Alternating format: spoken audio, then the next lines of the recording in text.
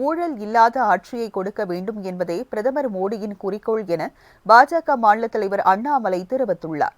திருவண்ணாமலை மாவட்டம் கீழ்பெண்ணாத்தூரில் என் மண் என் மக்கள் என்ற பெயரில் அண்ணாமலை நடைபயணம் மேற்கொண்டார். அப்போது அவருக்கு தொண்டர்கள் மற்றும் பொதுமக்கள் உற்சாக வரவேற்பு அளித்தனர். இதனையடுத்து வாகனத்தில் நின்றவாறு பேசிய அவர், தமிழ்நாட்டை பொறுத்தவரை குறுநில மன்னர்கள் போல் சில குடும்பங்கள் மட்டுமே ஆட்சி அமைத்து மக்களுக்கான வரிப்பணத்தை திருடி வருவதாக புகார் தெரிவித்தார். அதே நேரத்தில் ஊழல் இல்லாத ஆட்சியை கொடுக்க வேண்டும் என்பதுதான் பிரதமர் மோடியின் குறிக்கோள் என்று அவர் கூறினார். மக்களுக்கு வர வேண்டிய வரிப்பணத்தை திருடி திருடி அவர்கள் கொளுத்துக் கொண்டிருக்கின்றார்.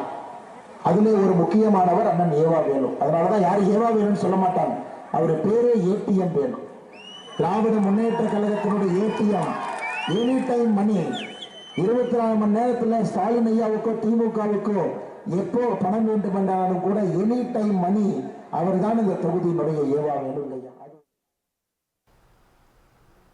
இதனைத் தொடர்ந்து கலசப்பாக்கம் பகுதியில் பேசிய அண்ணாமலை, மீண்டும் பாஜக பொறுப்பேற்றவுடன் திருவண்ணாமலையில் உள்ள ஏழை எளிய மக்களுக்கு உலகத்தரம் வாய்ந்த கல்வி வழங்க ஏற்பாடு செய்யப்படும் என்றார்.